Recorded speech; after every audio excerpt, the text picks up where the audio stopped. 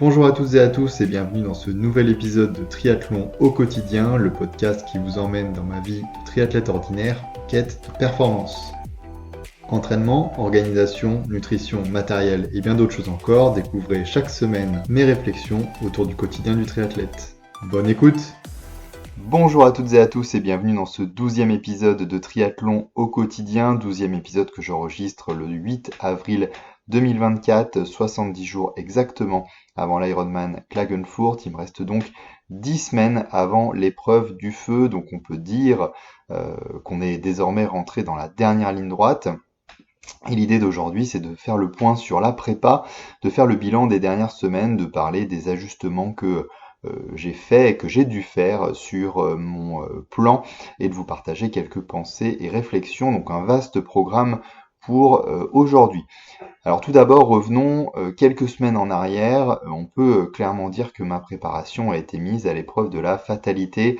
Si je rentre un peu dans les détails pour reposer les bases, et bien détailler pourquoi j'ai dû faire un certain nombre de modifications dans cette prépa, je suis tombé malade lors de ma semaine de repos du 19 février.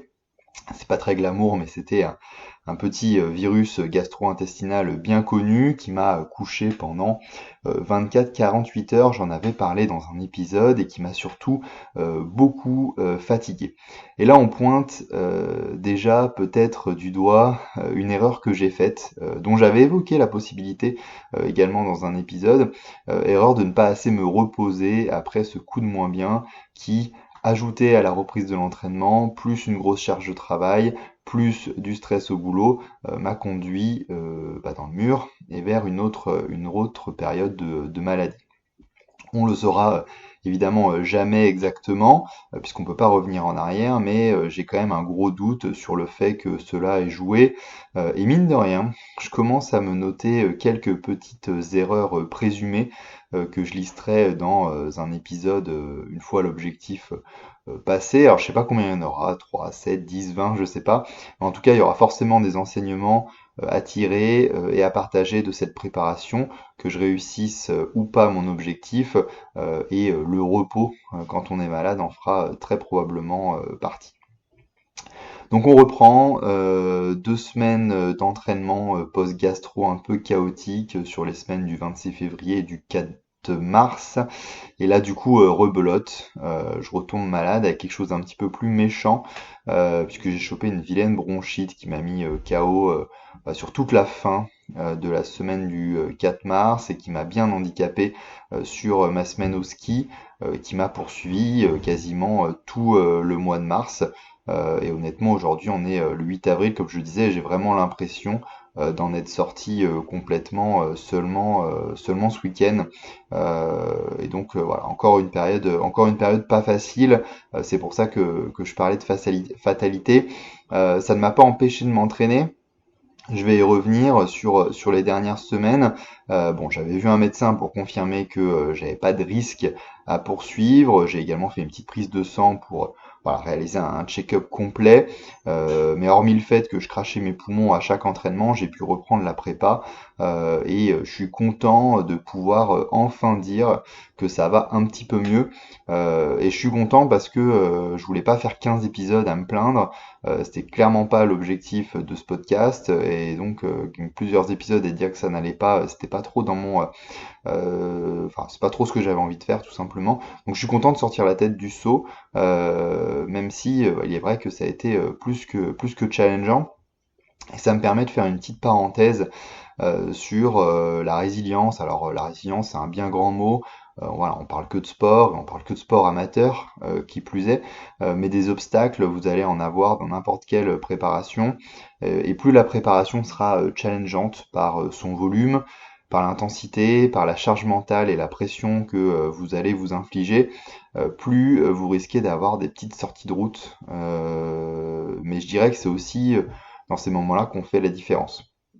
C'est facile de s'entraîner que quelques semaines dans l'année, quand il fait beau, quand on est en vacances, quand on a envie, mais s'entraîner au long terme pour progresser et atteindre des objectifs ambitieux, ça a forcément faire que vous ne serez pas toujours dans une logique de sport plaisir, que vous allez avoir des épreuves à surmonter et qu'il va falloir tout simplement savoir vous adapter.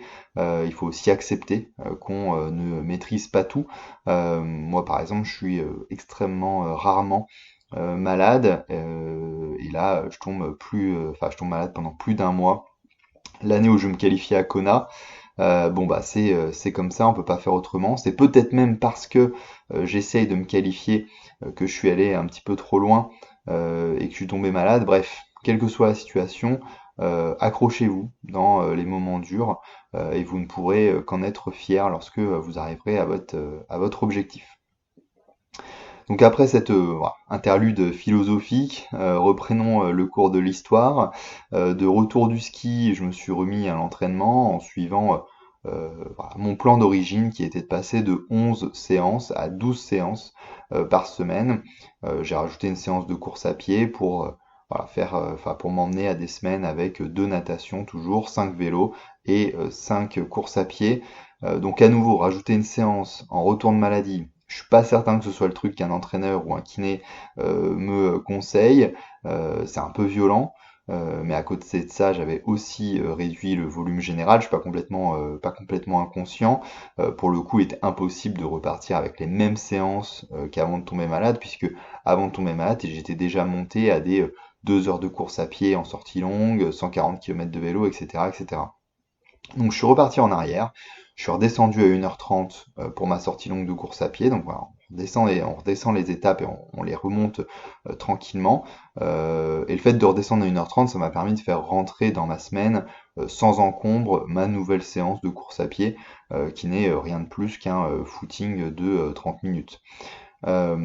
Côté intensité, j'ai un cycle de seuil haut que j'avais débuté avant la maladie et voilà, je suis reparti de la dernière séance que j'avais validée qui était un 5 x 1000 et je fais aussi de l'allure semi-marathon et pareil, je suis reparti de la dernière séance validée qui était en fait tout simplement la première du cycle, donc un 3 x 1 km, donc vraiment rien de très méchant. Et côté vélo, même logique. Pour la sortie longue, je suis redescendu à 85 km en reprise. Le reste en endurance et la fameuse séance de FTP dont j'ai tant parlé et sur lequel je vais revenir. Et enfin, au niveau natation, c'est probablement le sport qui a le moins pâti de tout ça, car même si j'ai pas nagé pendant 10 jours pour cause d'impossibilité à respirer, hein, tout simplement, je m'en suis sorti pour maintenir les plans et je n'ai pas trop été impacté. J'ai pas eu besoin de modifier les séances, finalement, juste besoin de décaler dans le temps pour rattraper celles que j'avais ratées, tout simplement. Donc grosse introduction et remise en contexte avant de parler de ce qui m'attend sur ces 10 prochaines semaines, mais je pense que c'était important de resituer où j'en suis pour voilà, aussi discuter des et aussi discuter des modifications que j'ai dû faire dans le plan parce qu'il y en a eu beaucoup et ça a été quand même un sacré contretemps dans la préparation toute cette histoire. Donc actuellement, j'attaque la quatrième semaine de travail depuis ma reprise post-ski, un cycle de 4 semaines qui, voilà, à nouveau est un peu sévère en reprise, mais j'étais contraint d'attaquer par 4 semaines par le fait que je parte en déplacement professionnel la semaine prochaine, et donc la nécessité, j'en ai déjà parlé, de faire de la semaine prochaine une semaine d'assimilation. Donc voilà, 4 semaines de travail pour démarrer. Une fois la semaine prochaine passée, donc en semaine d'assimilation, il y aura 2 semaines d'entraînement, 2 semaines de travail, puis ce sera déjà la semaine de la course à Ourtin. Puis encore 2 semaines de boulot et on va attaquer l'affûtage. Donc il reste plus grand temps pour travailler et s'améliorer. Concrètement, il reste 5 semaines hein, de réel travail. Cette semaine-ci, les 2 semaines avant Ourtin et les 2 semaines avant l'affûtage.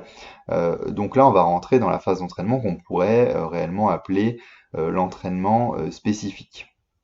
Donc côté spécificité, avant même de parler d'entraînement, il y a 2 sujets très spécifiques dont je voulais parler et qui sont à prendre en compte pour les prochaines semaines et que je mets en priorité pour les prochaines semaines. En premier lieu, il va falloir remonter sur le vélo de contre-la-montre et s'entraîner avec. À date, je roule sur Home Trainer et lors de mes sorties longues avec un vélo de route, mais là, il va être le temps de reprendre le CLM pour se réhabituer au vélo et surtout pour se réhabituer à la position aérodynamique. Parce que concrètement, ça sert absolument à rien d'avoir un beau vélo de contre-la-montre si on peut pas tenir la position aéro pendant le plus longtemps possible durant la course et idéalement pendant toute la course. Donc cela fait partie du spécifique et à 10 semaines de l'objectif, voilà, c'est le moment de reprendre ce vélo et d'aller rouler avec. Autre sujet, la nutrition de course. Je ferai un épisode dédié à la nutrition et comme au matériel d'ailleurs, mais idem, 10 semaines avant la compétition, il faut commencer à entraîner son estomac à manger les produits qu'on mangera pendant la course et assimiler les glucides. Donc pendant les entraînements type sortie longue, je vais commencer à embarquer de la nourriture spécifique pour m'y habituer et pour éviter d'avoir des mauvaises surprises dans le futur. Allez, donc on va enfin parler data et sport, après ces deux éléments, mais qui sont vraiment primordiaux comme je le disais. Donc on va commencer comme d'habitude par la natation. J'arrive au bout de mon cycle d'allure confortablement difficile, je crois que c'est comme ça que je les appelais, mes fameux ces séries de 200, 300, 400. Donc j'ai validé la semaine dernière un 10 fois 400 mètres autour de 1,38 au 100 avec 1 minute de récup. Je vais réitérer cette séance cette semaine pour la double checker. Mais voilà, ça c'est vraiment une bonne chose de faite.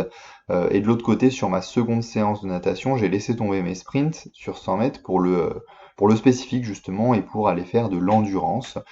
J'ai donc déjà validé un 4 x 600 mètres, un 4 x 700, un 4 x 800 et je continue à monter.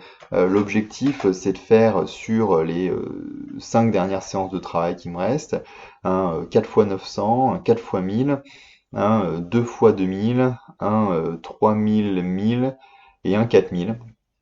Donc des longs intervalles en gestion, en respiration 3 temps pour vraiment faire en sorte que voilà, la distance ce soit pas un problème le jour J et que je puisse m'engager pleinement dans ma nage en conservant une bonne technique pour aller chercher le meilleur temps possible. Malgré cela, entre les 10 x 400 et les séances d'endurance, ça fait pas mal de long. Donc une fois le second 10 x 400 cette semaine réalisé, je prendrai quand même 2 semaines où je vais refaire un peu des sprints pour me redonner un peu de vitesse. J'ai pu constater dernièrement que je stagnais un peu côté natation. Alors c'est à nuancer, hein, le fait d'augmenter le nombre de répétitions en maintenant la même allure en soi, c'est déjà progressé, mais les temps ne descendent plus. Enfin, j'ai plus réellement l'impression que je suis dans l'amélioration de mes temps. Donc je me dis qu'un peu de sprint, ça fera pas de mal sur les 2 prochaines semaines. Et sur les 2 dernières semaines avant d'attaquer l'affûtage, je vais essayer d'aller 3 fois à la piscine pour donner le dernier petit kick. Voilà, et qui sait, peut-être que j'aurai un déclic qui me fera gagner quelques secondes. Donc on finira la prépa sur 3 séances de natation avec une longue, une sprint et pour la troisième que je vais remettre, ça sera sûrement à nouveau des 400 mètres ou peut-être des 300 encore à définir sur cet aspect-là. Côté vélo, c'est là où j'ai le plus de frustration. C'est le sport où j'ai l'impression de m'être le plus investi depuis le mois d'août, depuis le début de ma préparation, et c'est celui où je stagne, où j'ai l'impression de stagner complètement depuis 2 mois. Depuis l'épisode où j'ai parlé de ma progression, d'ailleurs, ça m'apprendra, je me suis un peu porté la poisse. J'ai retenté ma séance de FTP fétiche sans succès. J'arrive plus du tout à la pousser, le RPE, donc le ressenti d'effort perçu sur cette séance est beaucoup trop élevé. Je sais pas ce qui se passe, mais du coup j'ai tout simplement arrêté de la faire. Je pense qu'il fallait que je redonne de la diversité dans ma préparation. Mine de rien, ça faisait des semaines et des semaines que je faisais cette séance et que je faisais la même. Voilà, donc j'ai essayé de retrouver des séances que je réussis pour aussi reprendre un peu la confiance, parce que vraisemblablement cette séance-là, certes m'a fait beaucoup progresser, mais mon cerveau là, il en veut plus. Donc j'ai refait un peu de PMA la semaine dernière et je me suis remis une PMA aussi cette semaine pour reprendre quelques sensations, pour aller chercher des hautes puissances, un peu pour casser ce côté diesel peut-être qui s'est installé à force de faire cette séance et que de l'endurance à côté. Et pour les dernières semaines, je vais aller chercher des séances du programme Zwift qui s'appelle TT Tune-Up. C'est un programme que j'ai déjà eu l'occasion de faire en intégralité par le passé, couvre un certain nombre de séances qui sont assez challengeantes, mais bien sympa et assez adapté à l'effort, enfin qui est adapté à l'effort de contre-la-montre comme son nom l'indique. Donc finalement assez adapté à réaliser des efforts longs et soutenus, même si évidemment on parle pas d'Ironman. Voilà, donc je vais piocher dans celle qui s'appelle Cruise Interval, qui sont des séances en dessous du seuil en fait.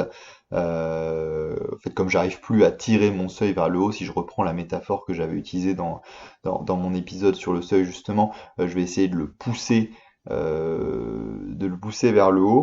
Et je vais aussi utiliser les séances qui s'appellent Sweet Spot, qui sont intéressantes car c'est des longs efforts au-dessus de l'allure Ironman, mais qui devraient permettre de progresser. Voilà, d'essayer d'aller regagner les watts finalement que j'ai l'impression d'avoir perdu depuis 2 mois, et de me donner un peu de marge justement pour aller chercher une allure Ironman la plus haute possible. Après, pour être honnête, en vélo, j'ai vraiment plus trop de certitude, donc ça peut encore changer, j'adapterai peut-être encore le programme en fonction des sensations, je vous tiendrai au courant. De l'autre côté, là où j'avais des séances d'endurance active, que j'avais choisi de réellement faire active, donc plutôt dans le haut de la zone 2, euh, j'avais choisi de les faire en haut de zone 2, parce que comme j'avais qu'une seule intensité, sinon faire que des séances plan-plan, voilà. Déjà que je trouve que je me suis dieselisé, on va dire là ça aurait été encore pire. Là maintenant, comme j'ai deux intensités si on compte le sweet spot, j'ai baissé l'intensité de mes endurances en bas de la zone 2 pour que ce soit des séances vraiment beaucoup plus digestes et pas trop taxantes ni physiquement ni psychologiquement. Et enfin, côté sortie longue, j'ai fait 130 km ce week-end, donc on va continuer à monter progressivement hein, jusqu'à 180, 200 à peu près dans les dernières semaines avant l'affûtage. À noter que j'ai ressenti un début timide, mais un début quand même de sensation à vélo sur ma dernière sortie. C'était pas complètement l'enfer de faire 4h30. Donc voilà, je sais pas si c'est le soleil ou c'est les jambes qui reviennent, mais j'espère que c'est les jambes voilà, qui reprennent un peu du poil de la bête et que le vélo va me redonner des bonnes sensations rapidement.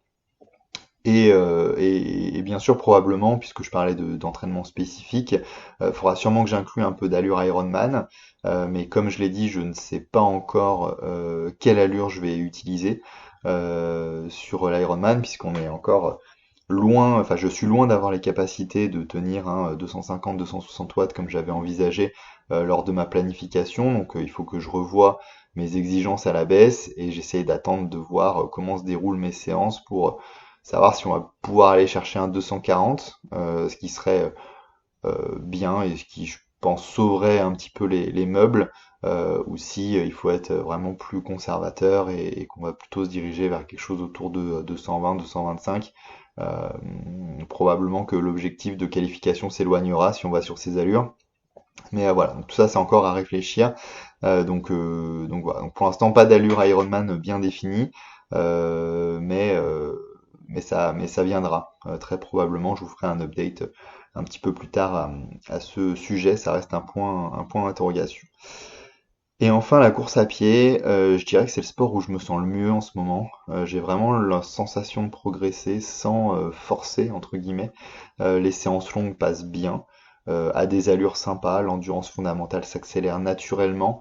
Là, je suis remonté à 2 heures, donc on va tranquillement se diriger vers 2h30. J'ai 2 autres endurances dans la semaine, une d'une heure et l'autre de 40 minutes, que je vais peut-être monter à 1h15 et 1 heure si je ressens pas de douleur en fin de prépa pour encore voilà, donner un boost au niveau volume et kilométrique.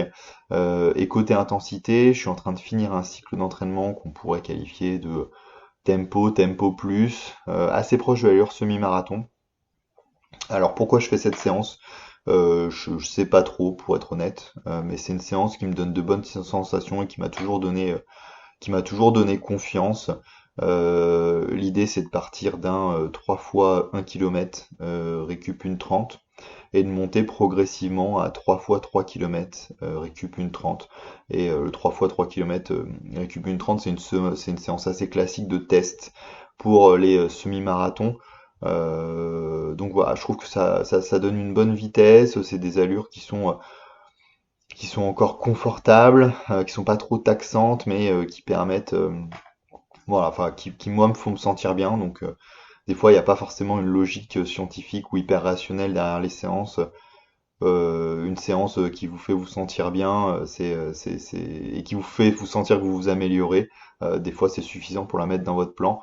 Donc, je suis parti de 3 fois 1 km, j'ai fait 3 fois 1,4, 3 fois 1,8, etc., etc. Ça a mené jusqu'à 3 fois 3 que je devrais rapidement atteindre là, d'ici 4 semaines. Et une fois que ce sera atteint, je pense que je ferai quelques séances à allure Ironman. Mais voilà, à nouveau, au niveau de la course à pied, je prends un peu plus ça comme ça vient. Et en parallèle, je fais du seuil haut sur des fractions de 1000 mètres. Donc je suis toujours à 5, comme avant la maladie et comme à ma reprise après la maladie.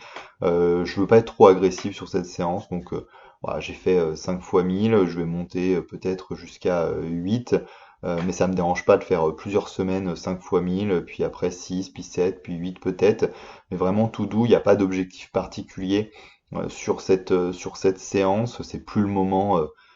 Enfin, c'est plus le moment d'essayer de gagner 15 ou 20 secondes au kilomètre. L'idée, c'est d'entretenir la vitesse à côté de toutes ces endurances.